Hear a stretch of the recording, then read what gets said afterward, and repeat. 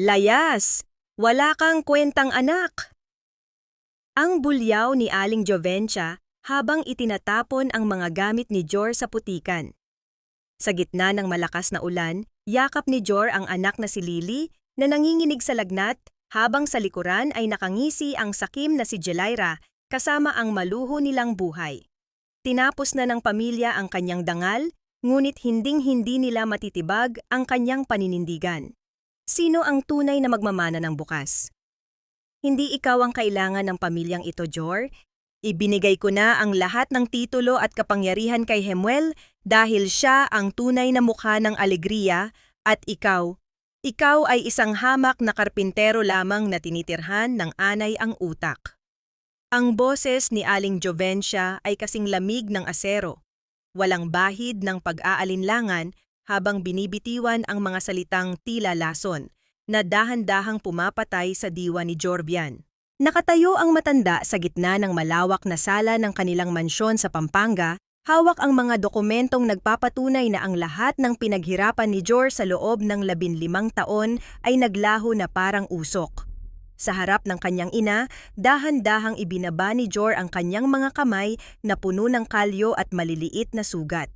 Kasalukuyan pa lamang niyang pinupunasan ang huling bahagi ng isang selyadong upuang nara. Isang obra maestra na inilaan niya para sa anibersaryo ng kamatayan ng kanyang lolo.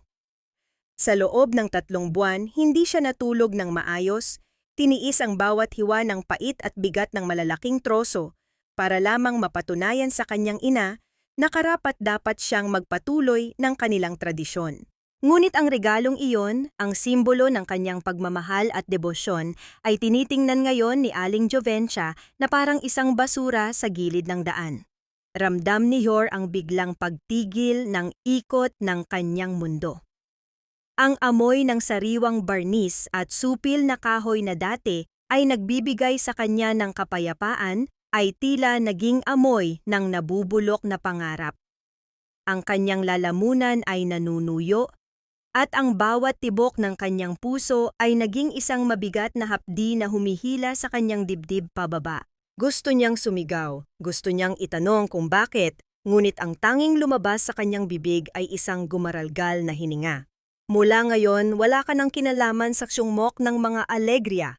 Dagdag pa ng matanda, sabay baling kay Jelaira na nakatayo sa kanyang tabi, suot ang isang mapanuyang ngiti. Kuya Jor, don't be so dramatic, singit ni Jelaira, habang dahan-dahang hinahaplos ang braso ni Aling Jovencia. Everything is legal now. Ayaw naman nating mapunta ang pinaghirapan ni Lolo sa isang taong nagnanakaw ng pondo ng kumpanya, di ba? Nanay already saw the receipts. I'm so sorry pero kailangan mong tanggapin ang consequence ng ginawa mo. Nanlamig ang buong katawan ni Jor. Alam niyang gawa-gawa lamang ang mga resibong iyon? Isang masamang pakana upang makuha ni Jemuel ang lahat. Tumingin siya sa kanyang kapatid na si Jemuel, na nakaupo lang sa malambot na sofa, abala sa paglalaro sa kanyang mamahaling cellphone at tila walang pakialam sa nangyayaring trahedya sa harap niya. Nay, alam ninyong hindi ko magagawa yon. Bulong ni Jor, ang kanyang boses ay halos hindi marinig sa gitna ng katahimikan. Para sa gamot ni Lily ang bawat sentimong kinikita ko. Bakit ko nanakawan ang sarili kong pamilya? Huwag mo nang gamitin ang anak mo para magsinungaling.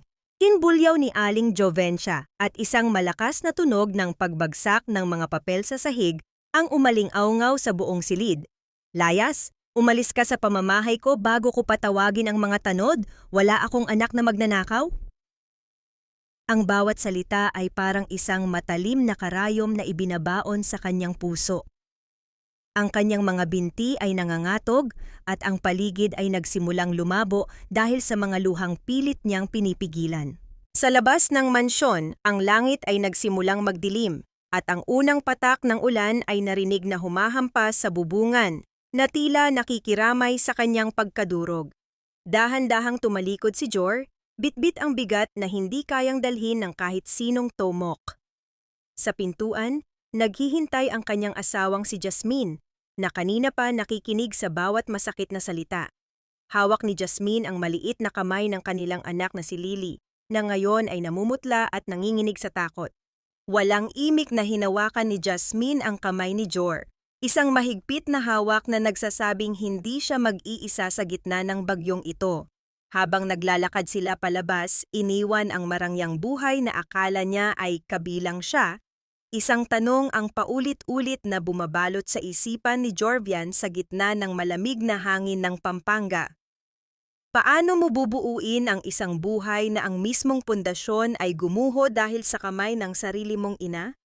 Huwag mong dungisan ang pangalan ng shop ko, Jor. Sabi ni Jemuel, baka pati ang mga tabla ko rito ay unti-unti mong itakas para lang sa pamilya mo. Ang boses ni Mang Indo, ang matandang tomok na itinuring ni Jor na pangalawang ama, ay naging kasing talim ng lagaring kinalawang. Hindi makapaniwala si Jor habang nakatayo sa labas ng talyer, basang-basa ang suot na t-shirt mula sa ambon na ayaw tumigil simula pa kagabi.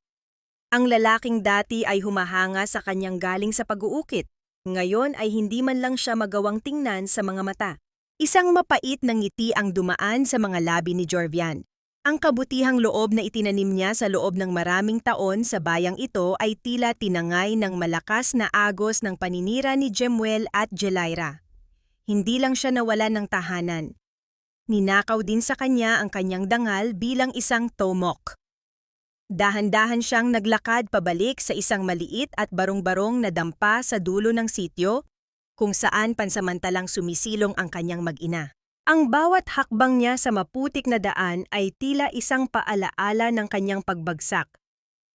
Ang dating prinsipe ng siwangmok ng mga alegriya, ngayon ay isang palaboy na walang matakbuhan. Sa loob ng dampa, ang liwanag ng isang gaserang malapit nang maubusan ng gaas ang tanging nagbibigay ng anino sa paligid. Nakita ni Jor si Jasmine na maingat na pinupunasan ang noo ni Lily ng basang bimpo. Ang bawat ubo ng kanyang anak ay tila isang hampas ng martilyo sa kanyang dibdib. Ang bata ay nanginginig sa ilalim ng manipis na kumot. Ang kanyang muka ay kasing puti ng papel. Tay, ang sakit po ng dibdib ko, bulong ni Lily. Ang kanyang boses ay halos isang hangin na lamang.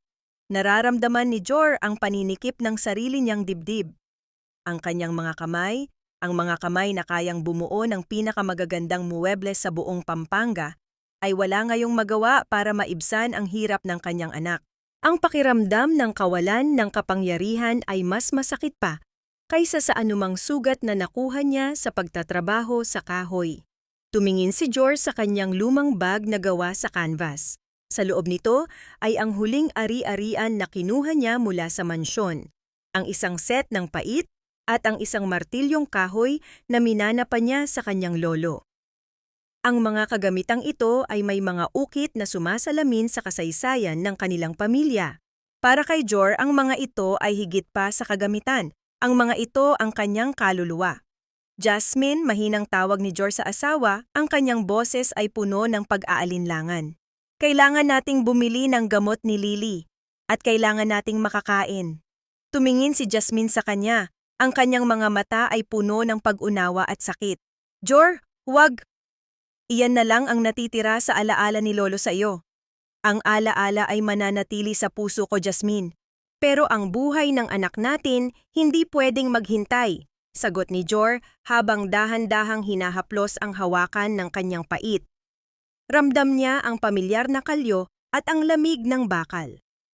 Sa bawat haplos, tila nagpapaalam siya sa tanging bagay na nag-uugnay sa kanya sa kanyang nakaraan. Lumabas si Jor sa dampa at tinahak ang daan patungo sa isang pawn shop sa Kabayanan. Ang bawat patak ng ulan na tumatama sa kanyang muka ay tila mga luhang hindi niya mailabas.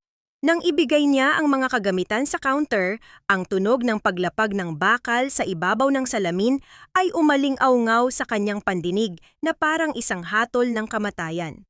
Ang halagang ibinigay sa kanya ay barya lamang kumpara sa tunay na halaga nito, ngunit sapat na para sa ilang araw na gamot at pagkain. Habang naglalakad siya pabalik, may bitbit na supot ng gamot at isang maliit na pakete ng bigas na pahinto si Jor sa tapat ng isang bakanteng lote. Doon nakita niya ang isang piraso ng itinapong kahoy na nara, marumi, puno ng putik, at tila wala ng silbi. Yumuko siya at dahan-dahang pinunasan ang dumi sa ibabaw nito. Sa ilalim ng putik nakita niya ang magandang hibla ng kahoy na naghihintay lamang na muling mapansin. Sa sandaling iyon, naramdaman ni Jor ang isang matitig na titig mula sa dilim. Isang matandang lalaki na nakaupo sa isang lumang bangko sa kabilang panig ng daan ang matamang nakamasid sa kanya. Ang mga mata ng matanda ay tila nakakakita sa kaibuturan ng kanyang pagkatao. Ang kahoy na itinapon minsan ay siyang nagiging pinakamatibay na haligi. Ang malalim na tinig ng matanda ay sumabay sa ihip ng hanging gabi. Sino ang lalaking ito? At bakit tila alam niya ang bigat na daladala ni Jor sa kanyang puso? Nay, huwag ninyo ngang pakialaman ang mga resibo ko. Hindi ninyo alam kung gaano kahirap mag-maintain ng lifestyle na babagay sa pangalan ng mga alegriya ngayong tayo na ang may-ari ng lahat. Ang matalas at mapanuring boses ni Jelaira ay dumaan sa hangin ng marangyang sala, tila isang latigo na tumama sa pagkatao ni Aling Jovencia. Nakaupo ang matanda sa dulo ng mahabang lamesang gawa sa narra. Ang mismong lamesang dati ay puno ng tawanan at amoy ng masarap na ulam, ngunit ngayon ay tila naging malamig at banyaga. Sa harap ni Jelaira ay nagkalat ang mga paper bag mula sa mga mamahaling butik sa Maynila, mga alahas na kumikinang sa ilalim ng chandelier, at isang baso ng imported na alak na tila mas mahal pa sa kinita ng kanilang sungmok sa loob ng isang linggo. Dahan-dahang napahawak si Aling Jovencia sa kanyang dibdib. Nararamdaman niya ang isang kakaibang kirot, hindi dahil sa sakit kundi dahil sa bigat ng pagsisisi na nagsisimulang mag-ugat sa kanyang puso. Ang kanyang mga kamay ay nanginginig habang pilit na inaabot ang isang basong tubig, ngunit hindi man lang siya tinulungan ni Jelaira. Ang babaeng dati ay napakabait at laging humahalik sa kanyang kamay, ngayon ay tila isang reyna na nakaupo sa tronong ninakaw mula sa kanyang panganay na anak. Pero Jelaira, sabi ni Jemuel ay humihina ang benta natin dahil marami ang nagrereklamo sa kalidad ng mga upuan. Mahinang sabi ni Aling Jovencia, ang kanyang boses ay puno ng pag-aalala. Baka pwedeng bawasan muna natin ang paggastos. Quality? Nay, in this generation, aesthetics and speed are everything. Putol ni Jelaira sabay tayo at pag-irap. Kung gusto ninyong uminom ng gamot ninyo, tawagin ninyo ang katulong. Huwag ninyo akong istorbohin dahil may meeting pa ako sa mga supplier natin.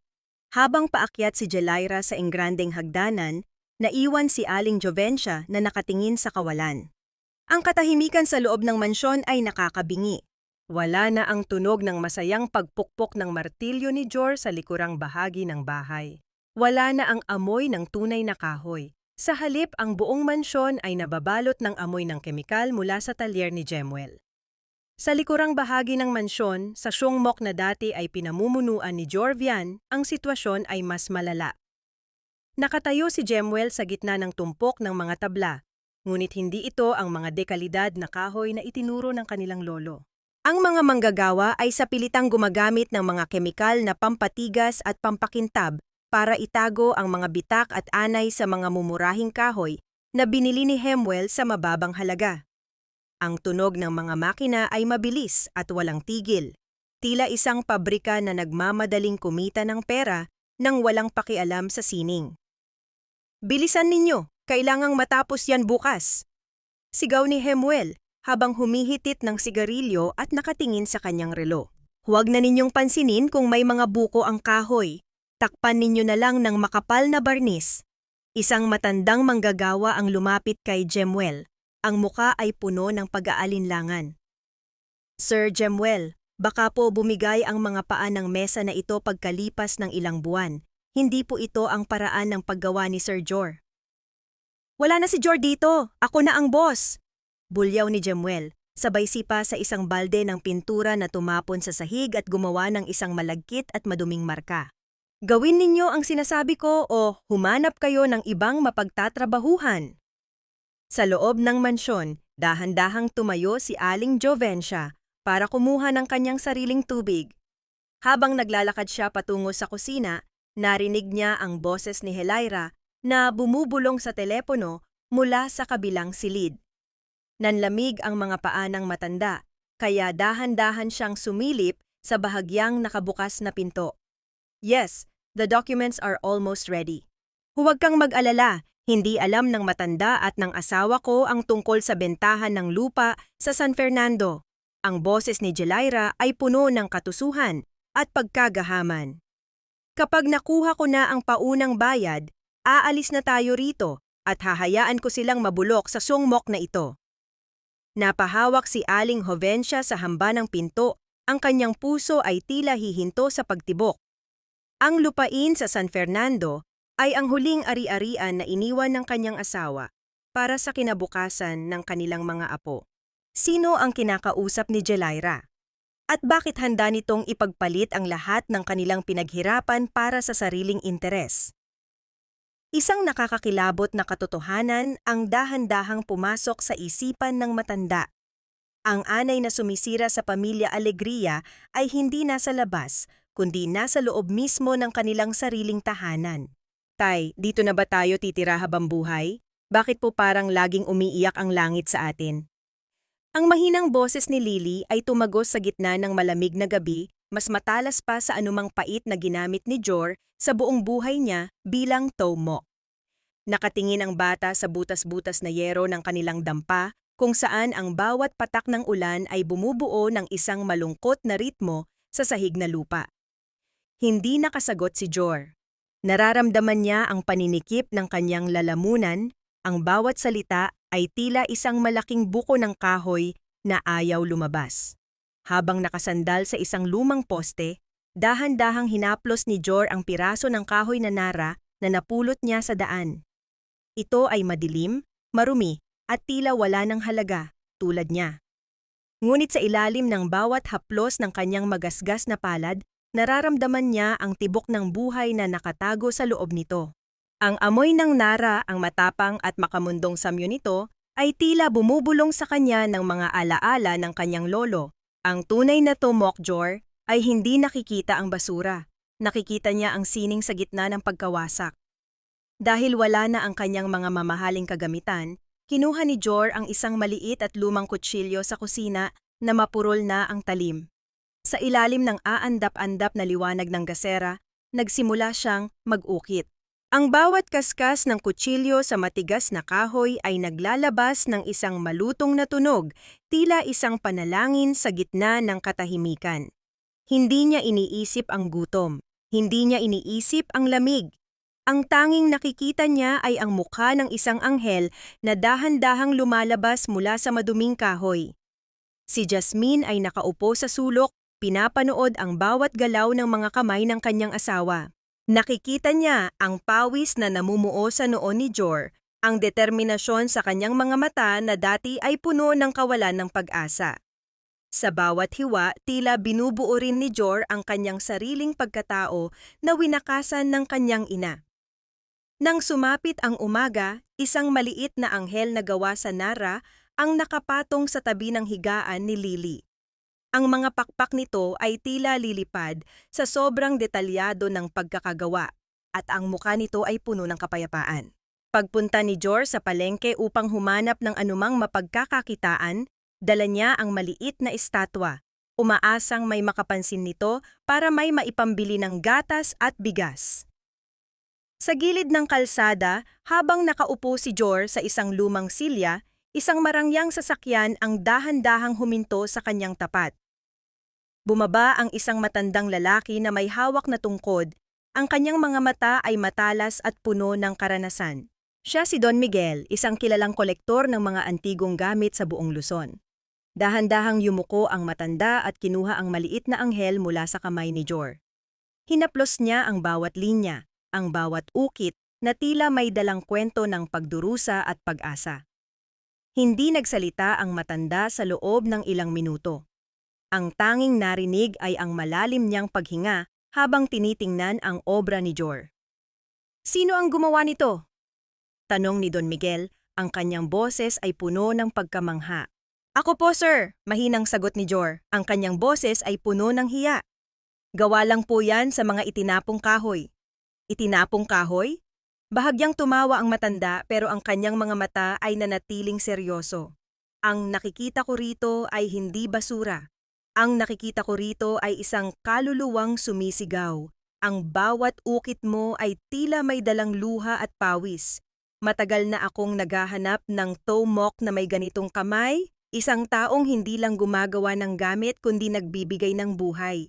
Kumuha si Don Miguel ng isang makapal na pitaka at naglabas ng ilang malalaking papel na pera. Halagang sapat na para sa isang buwang operasyon at pagkain ng pamilya ni Jor. Gusto kong igawa mo ako ng isang altar para sa aking bagong kapilya. At gusto ko, sa bawat parte nito, mararamdaman ko ang tibok ng puso ng gumawa. Nanlaki ang mga mata ni Jor. Ang bigat sa kanyang dibdib ay tila biglang gumaan, pinalitan ng isang init na matagal na niyang hindi nararamdaman. Sa unang pagkakataon simula nang palayasin siya, naramdaman niya ang isang kislap ng pag-asa. Ngunit habang naglalakad si Don Miguel pabalik sa kanyang sasakyan, isang lalaking nakabarong ang lumapit kay Jor mula sa kabilang panig ng kalsada. May hawak itong isang itim na envelope na may selyo ng isang kilalang law firm sa Manila. "Ikaw ba si Jorvian Alegria?" tanong ng lalaki. Ang kanyang muka ay seryoso at walang emosyon. "Opo, bakit po?" "May iniwan ang iyong lolo na kailangang buksan sa harap ng lahat ng mga Alegria. Ngunit bago iyon, may isang katanungan muna akong dapat iwanan sa iyo," sabi ng abogado habang ibinibigay ang sobre.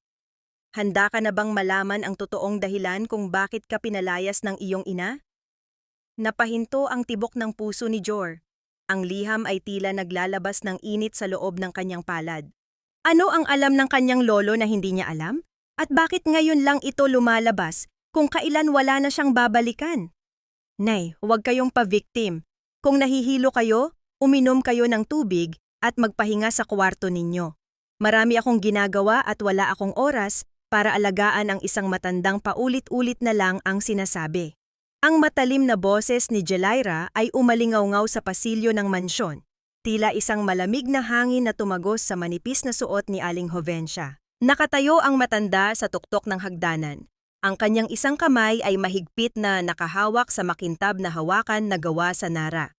Ang kanyang paningin ay bahagyang lumalabo at ang bawat tibok ng kanyang puso ay tila isang mabigat na tambol na pumapalo sa loob ng kanyang dibdib.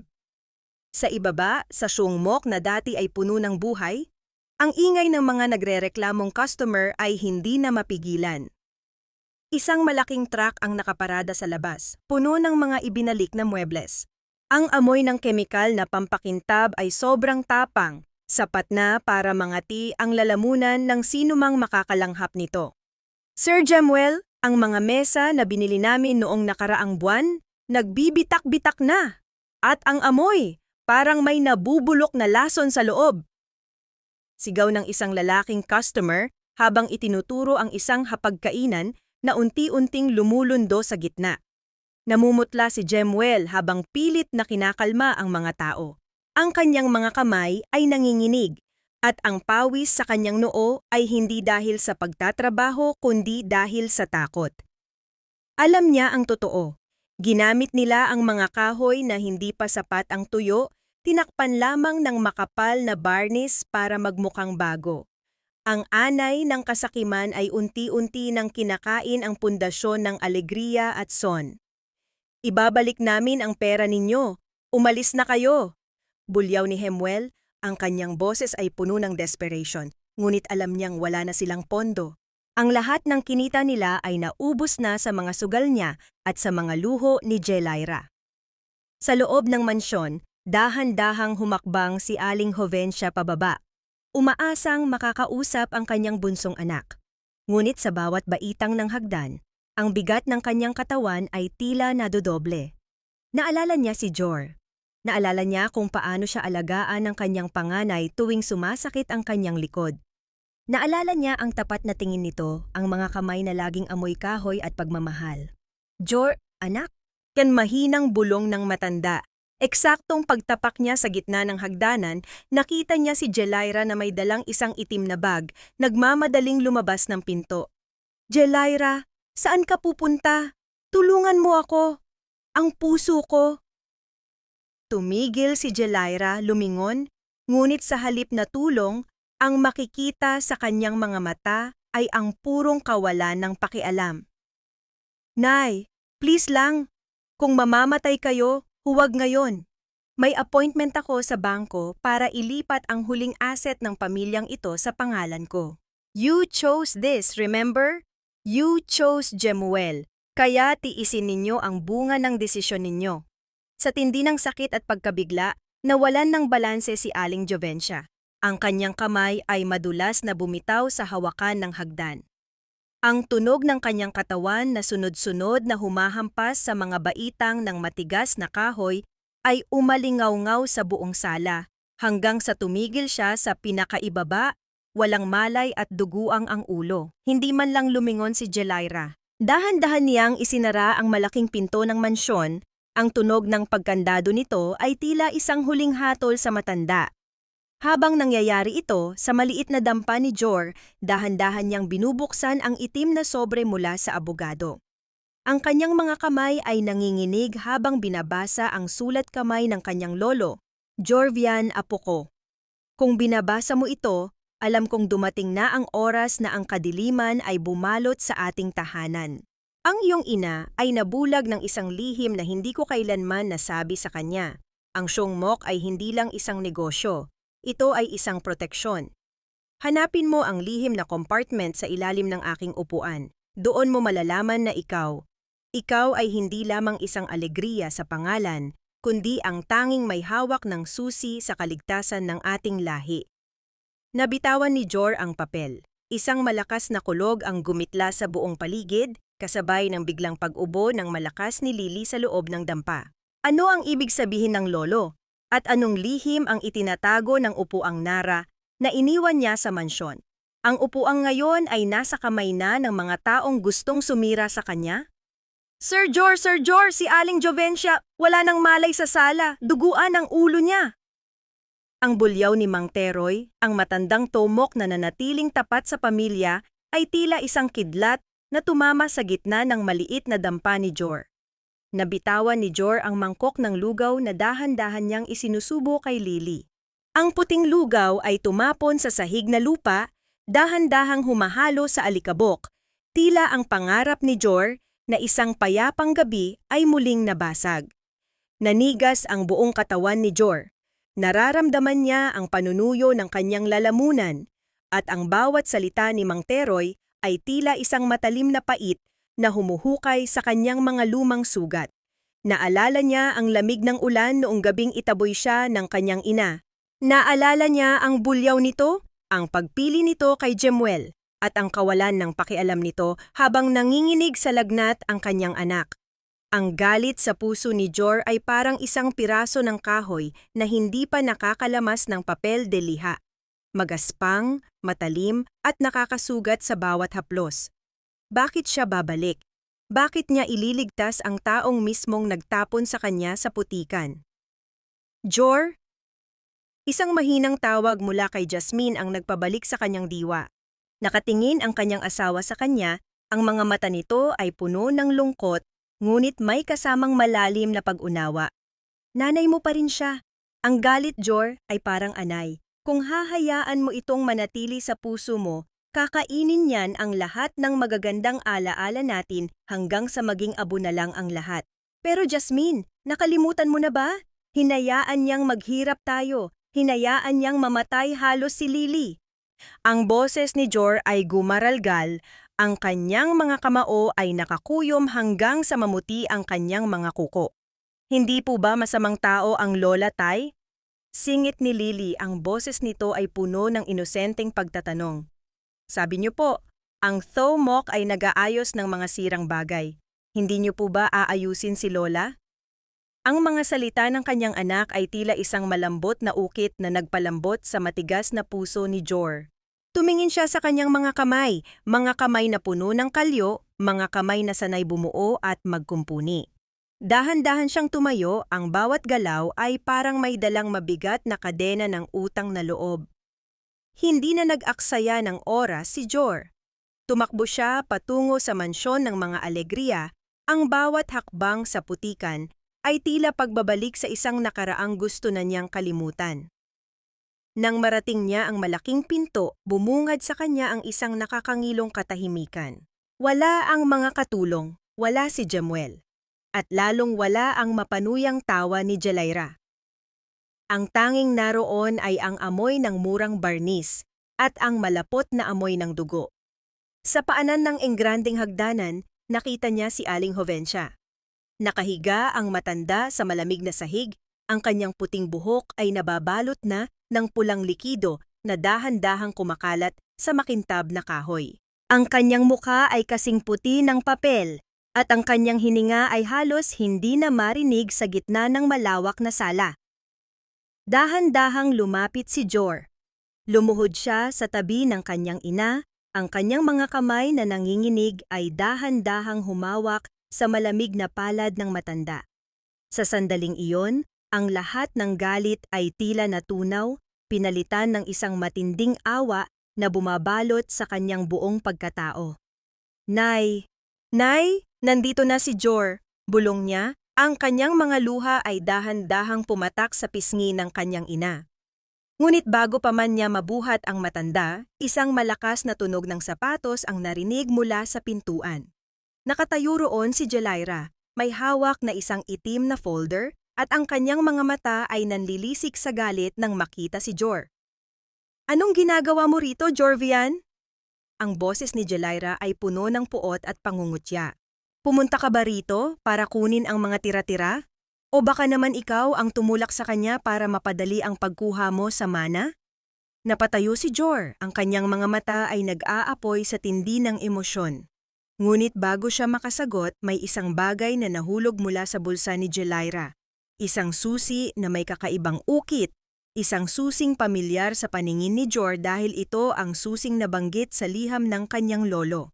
Paano napunta kay Jelaira ang susi ng kaligtasan ng mga alegriya?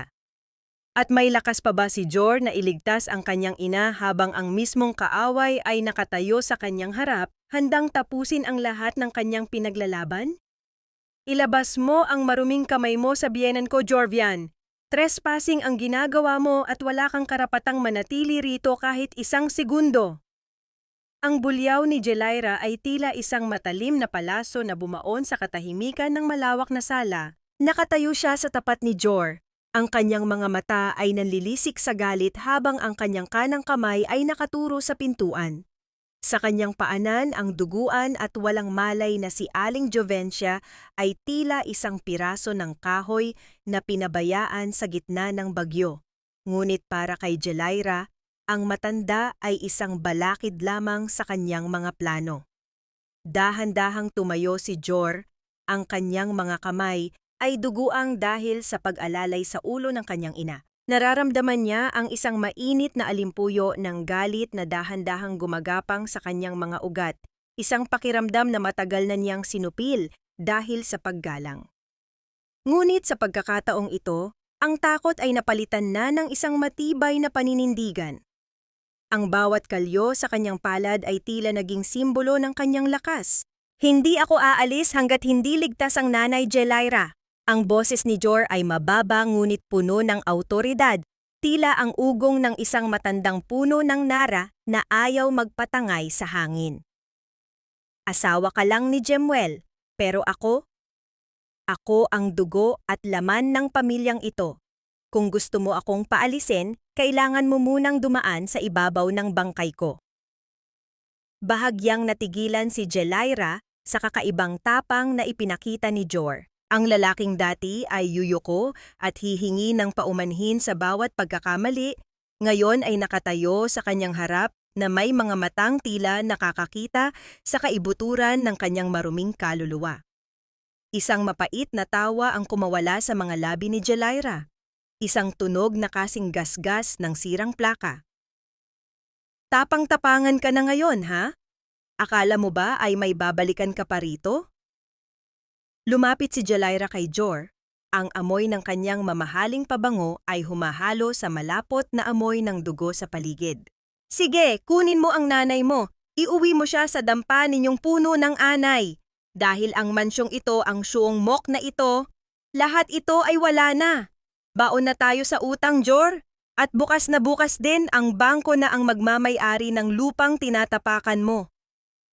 Ang bawat salita ni Jelaira ay parang isang malakas na hampas ng martilyo sa pundasyon ng pagkatao ni Jor. Nanlamig ang kanyang buong katawan habang tinitingnan ang paligid.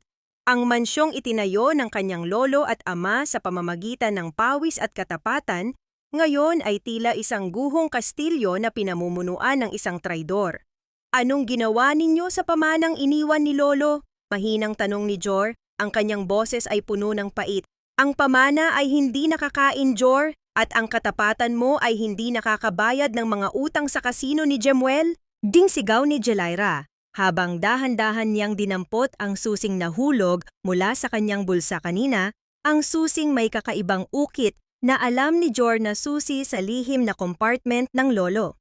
Sa gitna ng kanilang paghaharap, isang sunod-sunod na malakas na katok ang umaling-awngaw mula sa malaking pinto ng mansyon. Ang tunog ay tila mga hatol ng kamatayan na bumabasag sa katahimikan ng gabi. Walang nagawa si Jelaira kundi buksan ang pinto at doon ay tumambad ang tatlong lalaking naka-Amerikana may hawak na mga dokumentong may selyo ng korte. "Magandang gabi po, kami ay mula sa bangko," sabi ng isa sa mga lalaki, ang kanyang boses ay walang emosyon at direkta. "Narito kami para isilbi ang pinal na abiso ng foreclosure. Mayroon na lamang kayong 24 na oras para lisanin ang ari-ariang ito." Napatingin si Jor sa kanyang ina na hanggang ngayon ay hindi pa rin nagkakamalay sa sahig. Ang lahat ng kanyang ipinaglalaban, ang dangal ng pamilya, ang buhay ng kanyang ina, at ang lihim na iniwan ng kanyang lolo ay tila sabay-sabay na naglalaho sa dilim. Paano maililigtas ni Jor ang pamanang alegriya kung ang mismong oras ay kalaban na niya? At anong gagawin ni Jelaira sa susing hawak niya ngayong alam niyang mawawala na sa kanila ang lahat? "Wala na akong pakialam sa matandang iyan. Kunin mo na siya, Jor! Isama mo na rin ang lahat ng basurang alaala ng pamilyang ito dahil bukas, wala na kayong matatapakan dito!" Ang boses ni Jelaira ay umalingaw-ngaw sa malawak na sala, kasing talim ng pait na bumaon sa isang bulok na kahoy. Habang ang mga opisyal ng bangko ay abala sa pagdidikit ng mga selyo sa mga mamahaling muebles, tinalikuran ni Jelaira ang biyenang nakahiga pa rin sa sahig. Walang bahid ng pagsisisi sa kanyang mga mata, tanging ang galit ng isang taong natalo sa sarili niyang laro ng kasakiman. Dahan-dahang binuhat ni Jor ang kanyang ina. Ang katawan ni Aling Jovencia ay tila kasing gaan na lamang ng isang tuyong sanga, walang buhay at tila unti-unti nang bumibitaw sa mundo. Sa gitna ng kaguluhan, ang amoy ng lumang barnis at ang alikabok ng mga dokumentong itinatapon ay humahalo sa malapot na amoy ng dugo. Napatingin si Jor sa engranding upuang Nara na nasa gitna ng sala. Ang upuang siya mismo ang tumapos, ang huling obra na inalay niya sa kanyang lolo. Eksaktong sa sandaling iyon, ang malaking pinto ng mansyon ay muling bumukas. Isang matandang lalaki na naka-Amerikana, si Attorney Julius, ang pumasok ng may mabigat na hakbang. Ang tunog ng kanyang baston sa makintab na sahig ay tila isang babala na nagpatahimik sa lahat, maging sa mga tauhan ng bangko. "Tumigil kayo," ang boses ni Attorney. Julius ay mahinahon ngunit puno ng awtoridad na hindi matatanggihan. "Ang foreclosure na ito ay hindi maaaring matuloy. At sino ka naman para pigilan ang batas?" Pangungutya ni Jelaira, habang mahigpit na hawak ang susing may ukit na nakuha niya sa silid ng matanda. Hindi siya sinagot ng abogado. Sa halip, lumingon ito kay Jor na noon ay luhaan habang yakap ang ina. "Jorvian, apo, dumating na ang takdang panahon. Naalala mo ba ang itinuro ng iyong lolo tungkol sa puso ng Nara? Na ang pinakamatibay na bahagi ay hindi nakikita ng mata kundi nararamdaman ng mga kamay na nagmahal sa kahoy?" Napakunot ang noo ni Jor. Tumingin siya sa upuang Nara. Dahan-dahan niyang inilapag ang kanyang ina sa sofa at lumapit sa upuan. Ang kanyang mga kamay, na puno ng kalyo at sugat mula sa hirap ng buhay, ay dahan-dahang humaplos sa ilalim ng sandalan ng upuan. Nararamdaman niya ang bawat hibla, ang bawat ukit na tila bumubulong sa kanya. Sa isang mabilis na galaw, nahanap ng kanyang mga daliri ang isang maliit at halos hindi makitang dugtong sa ilalim ng ukit ng bulaklak. Isang mahinang tunog ng pagkakaklik ng kahoy ang narinig sa buong silid. Hindi dahil sa mekanismo, kundi dahil sa perpektong pagkakadikit ng mga bahagi na tanging isang master na tomok lamang ang makakagawa. Isang lihim na drawer ang dahan-dahang bumukas mula sa loob ng mismong katawan ng upuan. Doon, nakahiga ang isang dilaw na papel na may selyo ng gobyerno at isang sulat na may pamilyar na pirma. Iyan ang tunay na huling testamento ni Don Braulio Alegria, sabi ni Attorney Julius, habang matalim na nakatingin kay Jelaira. At nakasaad dyan na ang mansyong ito, ang Suong Mok at ang lahat ng lupain ay hindi kailanman maaaring isangla o ibenta ng sinuman maliban sa tagapagmana na makakahanap ng lihim na ito gamit ang kanyang sariling mga kamay. Nanlilisik ang mga mata ni Jelaira.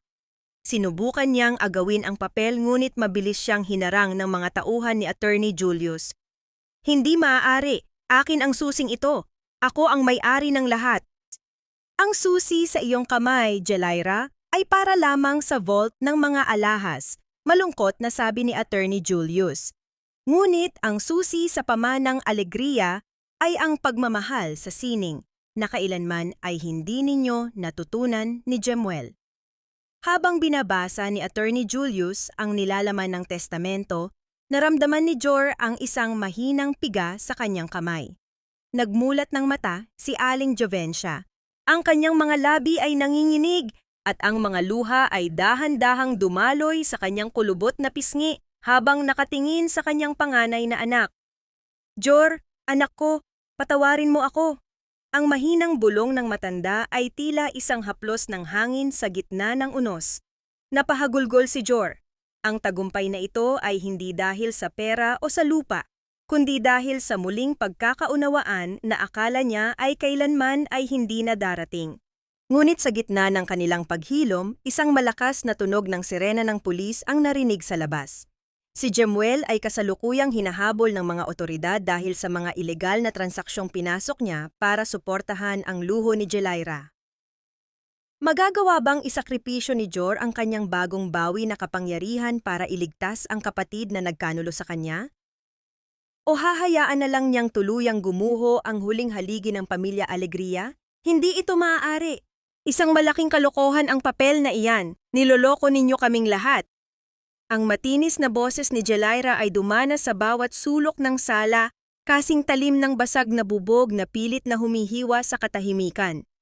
Namumutla ang kanyang mukha at ang kanyang mga mata ay nanlilisik sa pagitan ng takot at pagtanggi habang nakatingin sa duguang si Aling Jovencia at sa matatag na pagkakatayo ni Jor. Sa kanyang paanan, ang susing inakala niyang susi sa lahat ng kayamanan ay tila naging isang piraso ng walang silbing bakal. Dahan-dahang itinaas ni Jor ang kanyang paningin mula sa testamento ng lolo.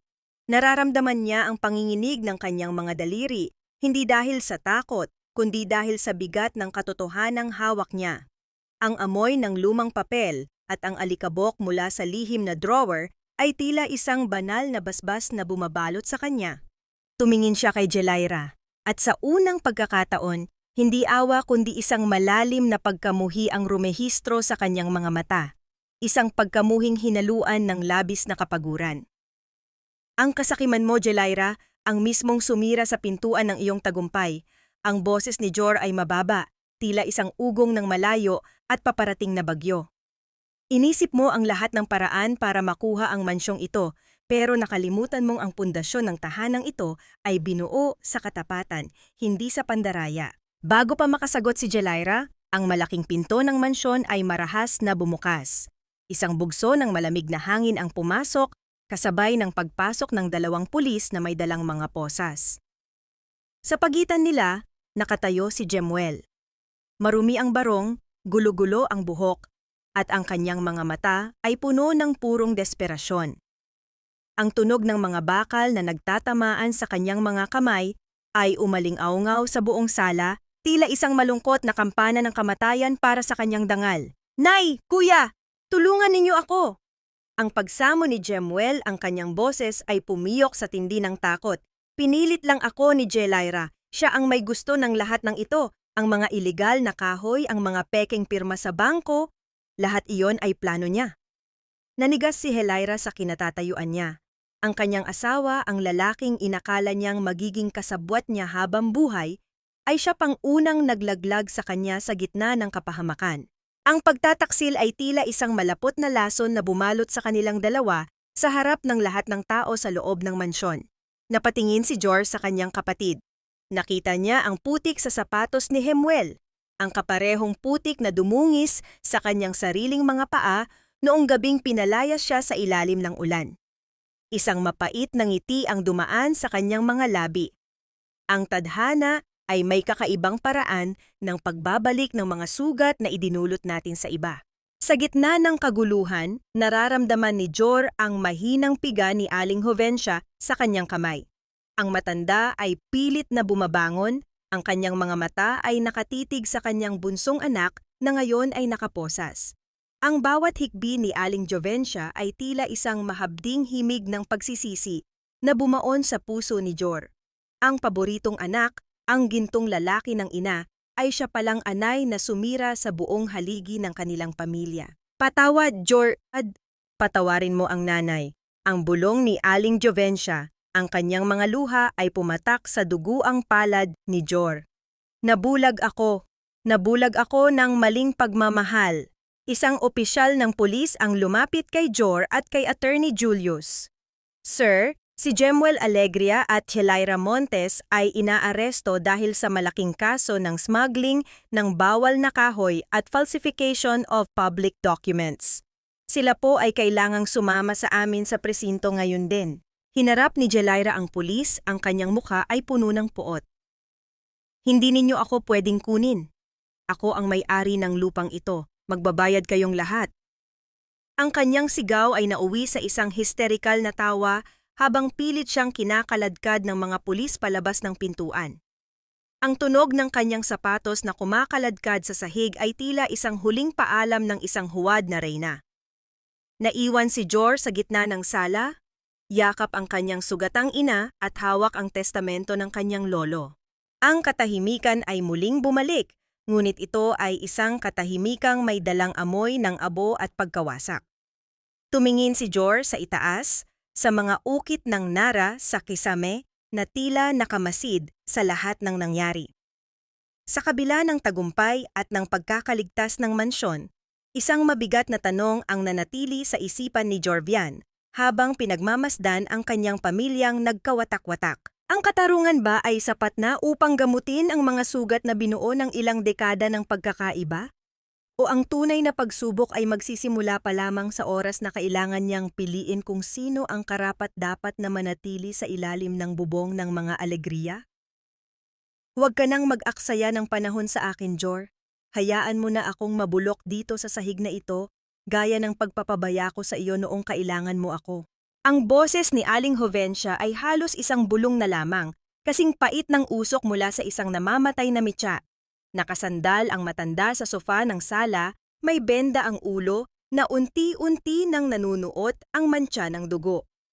Ang kanyang mga mata, na dati ay puno ng pagmamataas at puot, ngayon ay nakatitig sa mga kamay ni Jorvian. Ang mga kamay na dahan-dahang nagpupunas ng malapot na dugo sa makintab na sahig ng mansyon. Hindi kumibo si Jor, ibo si... Ang tanging maririnig sa malawak na silid ay ang banayad na pagkiskis ng basahan sa kahoy, isang tunog na tila nagbubura sa mga bakas ng trahedya ng nakaraang gabi. Sa bawat kuskos ni Jor, nararamdaman niya ang hapdi sa kanyang sariling puso. Ang mansyong ito, na dati ay simbolo ng karangalan ng mga alegriya, ngayon ay amoy luma, amoy kemikal, at puno ng mga anino ng pagkakanulo. Jor, anak!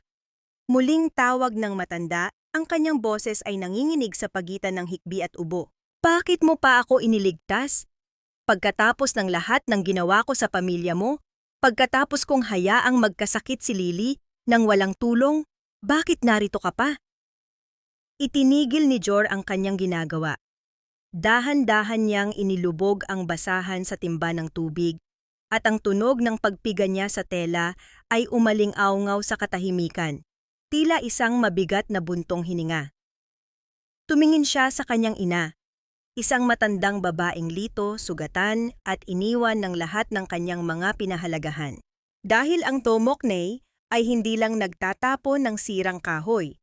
Ang boses ni Jor ay malalim at puno ng kapayapaan na nanggagaling sa matinding pagtitiis. Ang tunay na Tomok ay naghahanap ng paraan para muling mabuo ang anumang nawasak. Kahit pa ang wasak na iyon ay ang sarili nating pamilya. Isang golden moment ang namagitan sa kanila nang kumuha si Jor ng isang baso ng maligamgam na tubig at dahan-dahang itinapat ito sa mga labi ng ina. Ang nanginginig na kamay ni Aling Jovencia ay pumatong sa kamay ni Jor.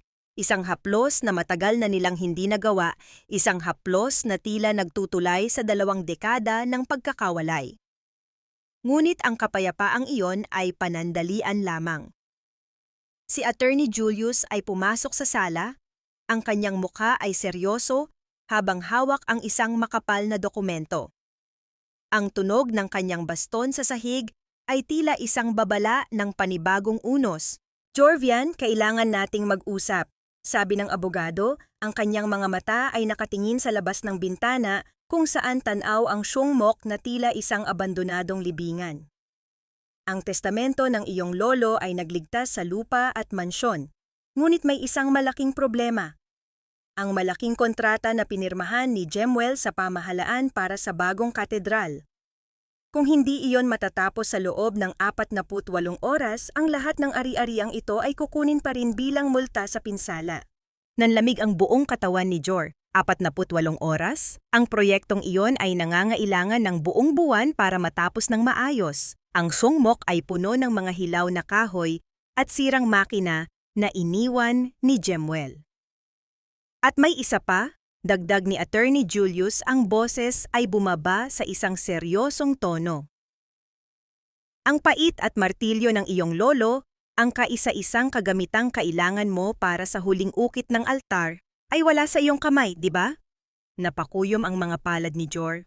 Naalala niya ang pawn shop. Naalala niya ang barya-baryang halaga na nakuha niya kapalit ng kanyang kaluluwa para lang mailigtas si Lily. Kung wala ang mga kagamitang iyon, hindi niya magagawa ang huling ukit na tatak ng mga tunay na alegriya. Biglang bumukas ang pinto ng mansyon. Isang manggagawa mula sa talyer ang tumatakbo, ang muka ay puno ng uling at pawis. Sir Jor! Sir Jor! May apoy sa likod! Ang mga tumpok ng kemikal na iniwan ni Jemuel sa Syungmok nagsimula ng magliyab. Napalingon si Jor sa bintana.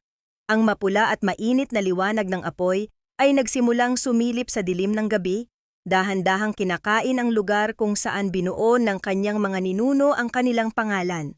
Ang usok ay tila isang itim na kamay na pilit na sumasakal sa huling pag-asa ng pamilya Alegria. Magagawa bang harapin ni Jor ang apoy nang wala ang kanyang mga kagamitan?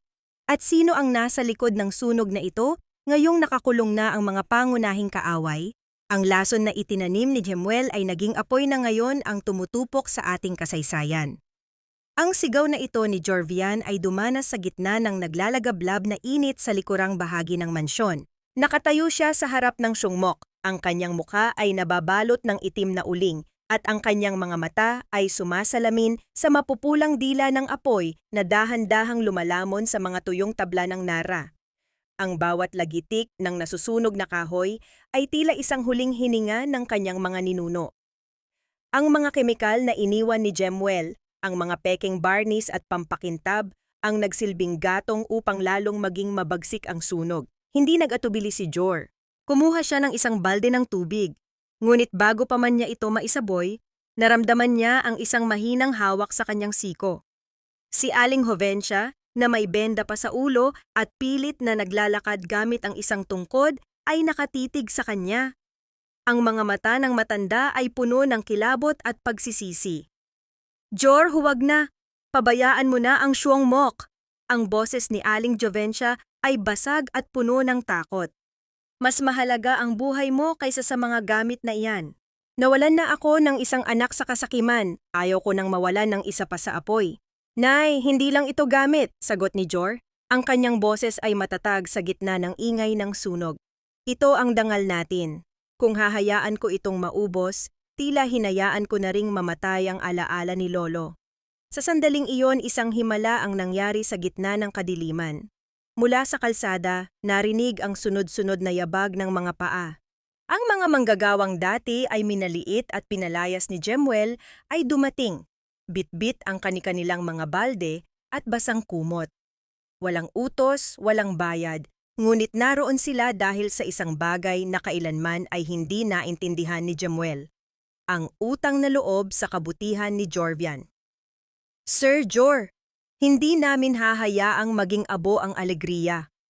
Ang sigaw ng isa sa mga toemok habang sinisimulan nilang pagtulungan ang pagpuksa sa apoy.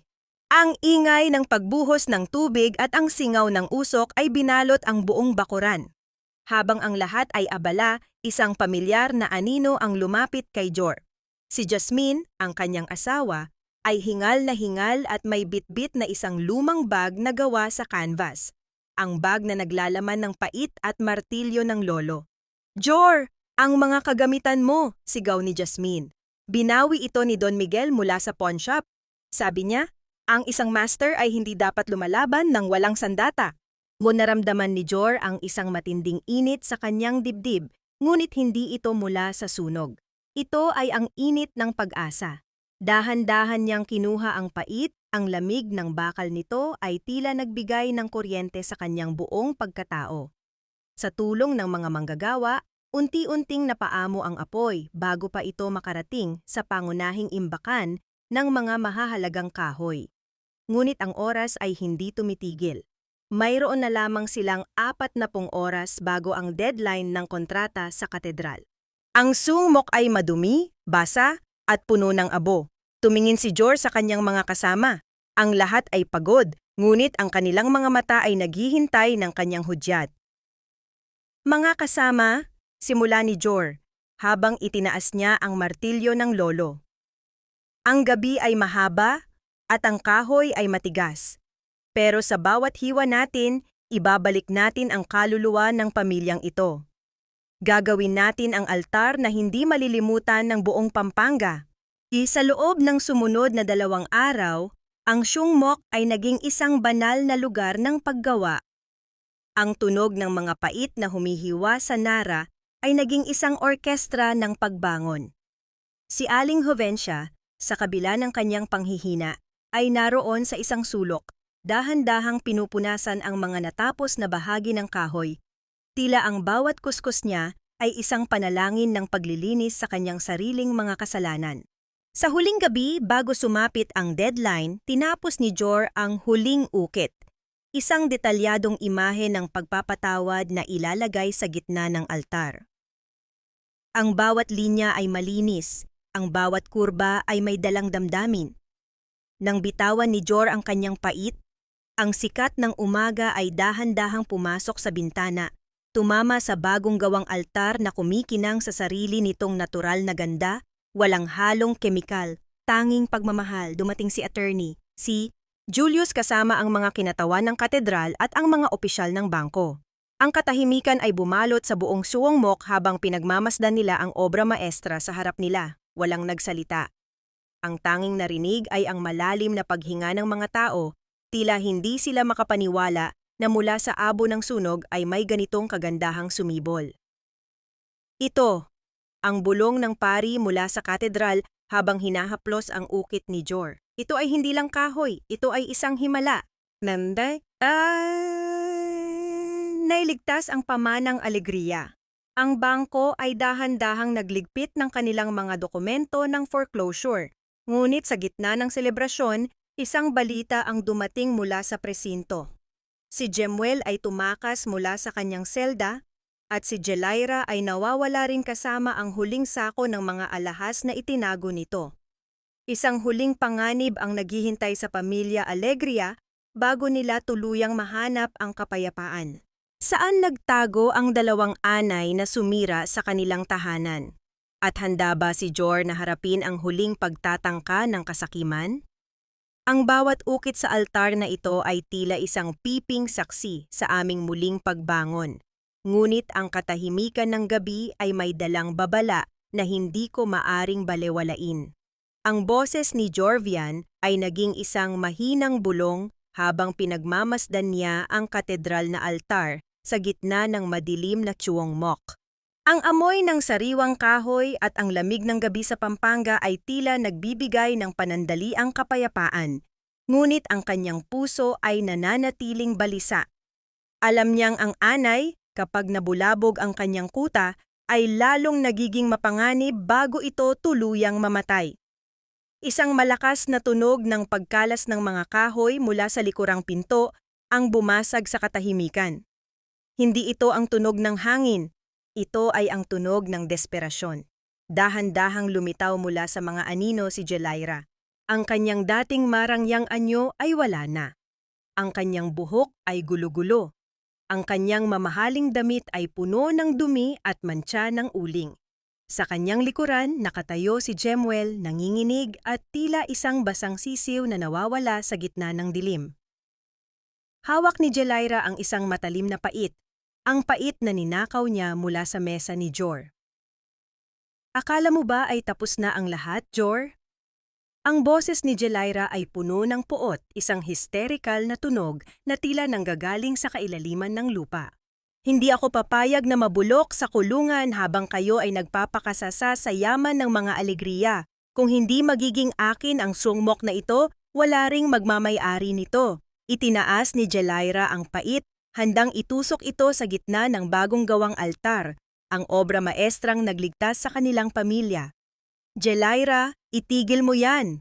Isang matatag na boses ang umalingaw-ngaw mula sa pintuan. Si Aling Jovencia na nakasandal sa kanyang tungkod at inaalalayan ni Jasmine ay dahan-dahang pumasok. Ang kanyang mukha ay puno ng lungkot, ngunit ang kanyang mga mata ay may dalang linaw na ngayon lamang nakita ni Jor. Nay, tulungan ninyo kami. Ang pag-iyak ni Jemuel ay bumitaw. Lumuhod siya sa sahig habang ang mga luha ay humahalo sa dumi sa kanyang pisngi. Ayaw ko pong makulong. Si Jelaira ang may gusto ng lahat ng ito. Siya ang nag-utos sa akin. Tumahimik ka, Jemuel! Bulyaw ni Jelaira habang dahan-dahang lumalapit sa altar.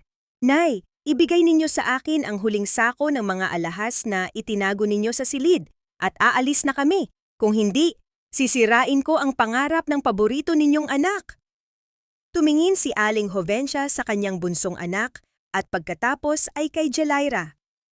Isang malalim na buntong hininga ang kumawala sa kanyang dibdib. Ang mga alahas, Jelaira, ay naibenta ko na noong nakaraang gabi para pambayad sa mga manggagawang niloko ninyo. Wala nang natira kundi ang dangal na pilit ninyong tinatapon. Nanlilisik ang mga mata ni Jelaira sa tindi ng galit. Sa isang mabilis na galaw, sinubukan niyang iukit ang pait sa muka ng inukit na anghel sa altar. Ngunit bago pa man tumama ang talim, sinalo ni Jor ang kanyang kamay. Ang tunog ng pagtatama ng kanilang mga balat ay umaling-awngaw sa katahimikan, tila isang huling laban ng kabutihan laban sa kasakiman. Hindi na ikaw ang may hawak ng aming bukas, Jelaira? Ang boses ni Jor ay puno ng awtoridad. Ang altar na ito ay binuo ng pagpapatawad. At ang pagpapatawad na iyon ang siyang maglalagay sa inyo sa lugar na dapat ninyong kalagyan. Narinig ang sunod-sunod na yabag ng mga pulis na pumasok mula sa harapang pinto. Sa gitna ng katahimikan, ang tunog ng pagkasa ng mga posas ay naging huling hatol. Dahan-dahang kinaladkad ng mga otoridad si Jelaira habang ito ay sumisigaw ng mga sumpa. Si Jemuel naman ay tila nawalan na ng lakas, hinayaan niyang dalhin siya ng mga pulis habang nakatingin sa kanyang ina at kapatid sa huling pagkakataon. Nang muling tumahimik ang sungmok, lumapit si Aling Jovencia kay Jor. Ang matanda ay dahan-dahang humawak sa magasgas na kamay ng kanyang panganay. Isang golden moment ang namagitan sa kanila nang yumuko si Aling Jovencia at hinalikan ang mga kamay ni Jor. Isang pagkilala sa anak na dati ay itinapon niya, ngunit naging tanging haligi ng kanilang tahanan. Jor, ikaw ang tunay na tagapagmana ng pusong alegriya. Ang bulong ng matanda habang ang mga luha ay dahan-dahang dumadaloy sa kanyang pisngi. Nayakap ni Jor ang kanyang ina, kasabay ng paglapit ni Jasmine at Lily. Ang amoy ng nara ay tila lalong bumango, tila binabasbasan ang muling pagkakabuo ng kanilang pamilya. Ang mga anay ay nawala na, at ang natira ay ang matibay na kahoy na dumaan sa apoy ngunit nananatiling nakatayo. Ngunit sa gitna ng kanilang yakap, isang katanungan ang naiwan sa isipan ni Jorvian habang nakatingin sa bukang liwayway. Magagawa ba nilang itayo ang isang bagong bukas na hindi na kailanman muling mabubulok ng mga lihim?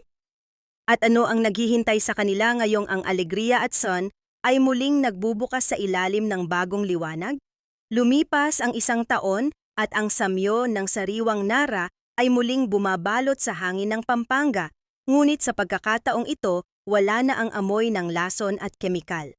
Ang sungmok ng mga alegria ay muling nagbukas, hindi na bilang isang pabrika ng kasakiman, kundi bilang isang tahanan ng sining at paghilom. Ang bawat hampas ng martilyo ni Jorvian sa matigas na kahoy ay may kasamang ritmo ng kapayapaan, tila isang awit na nagpapasalamat sa bawat segundong ibinigay sa kanila ng tadhana. Sa gitna ng talyer, nakatayo ang katedral na altar na tinapos ni Jor sa gitna ng apoy. Ito ay naging simbolo ng katatagan ng kanilang bayan. Maraming tao ang dumarating mula sa malalayong lalawigan, hindi lang para bumili ng muebles, kundi para masilayan ang obra maestrang binuo mula sa abo at pagpapatawad. Tay, tignan niyo po, ang ganda na ng ukit ko sa maliit na ibon. Ang masayang bulyaw ni Lily habang tumatakbo patungo sa kanyang ama. Ang bata ay masigla na, ang kanyang pisngi ay mapula, at wala na ang bakas ng sakit sa puso. Ang matagumpay na operasyon ay nagbigay sa kanya ng bagong buhay, at sa bawat hakbang niya sa paligid ng sungmok, tila may dalang liwanag ang kanyang mga tawa. Dahan-dahang binuhat ni Jor ang kanyang anak, ang kanyang mga kamay na puno ng kalyo ay malambot na humahaplos sa buhok ng bata. Sa di kalayuan, nakaupo si Aling Jovencia sa engrandeng upuang Nara na ginawa ni Jor. Ang matanda ay hindi na ang mapagmataas na reyna ng mansyon. Ngayon siya ay isang lola na matiyagang nagtuturo kay Lily ng mga kwento tungkol sa kanilang mga ninuno. Ang bawat salita niya ay puno ng pagpapakumbaba at sa tuwing tumitingin siya kay Jor, ang kanyang mga mata ay nagniningning sa paghanga at pagsisisi. Jor, anak, tawag ni Aling Jovencia habang lumalapit ang kanyang panganay. Salamat sa hindi pagsuko sa akin. Salamat sa pagtuturo sa akin na ang pinakamatigas na kahoy ay maaari pa ring lumambot sa ilalim ng pagmamahal. Pamaton isang golden moment ang namagitan sa kanila nang abutin ni Jor ang kamay ng ina at idikit ito sa kanyang noo. Isang pagmamano na puno ng tunay na paggalang. Dumating din si Jasmine, bitbit ang merienda para sa lahat. Ang kanilang pamilya, na dati ay tila isang punong kinakain ng anay, ngayon ay naging isang matibay na haligi na kayang humarap sa anumang bagyo. Kumusta naman sina Jemuel at Jelaira? Ang balita ay nasa loob pa rin sila ng kulungan, nagbabayad sa kanilang mga kasalanan sa batas. Si Jemuel, ayon kay Attorney Julius, ay nagsimula na ring matutong gumawa ng mga simpleng kagamitang kahoy sa loob ng presinto bilang bahagi ng kanyang rehabilitasyon. Ang katarungan ay nakamit, ngunit higit sa lahat, ang pagkakataong magbago ay ibinigay pa rin sa kanila kahit sa gitna ng rehas. Habang lumulubog ang araw sa likod ng mga bundok ng Pampanga, pinagmasdan ni Jorvian ang kanyang buong paligid. Ang sungmok ay hindi lang gusali. Ito ay isang buhay na saksi na ang bawat sugat ay may lunas at ang bawat pagkakamali ay may pagkakataong maituwid. Ang lihim na iniwan ng kanyang lolo ay hindi pala ang ginto o ang lupa, kundi ang karunungan na ang tunay na kayamanan ay matatagpuan sa loob ng bawat isa sa atin, sa ating kakayahang magmahal, magsakripisyo at magpatawad. Ang paghilom ng Nara ay hindi lamang kwento ng isang Thomok, kundi kwento ng bawat pamilyang Pilipino na naniniwalang hanggat may tibok ang puso at may hawak na pait ng katapatan, palaging may pag-asang makabuo ng isang mas magandang bukas.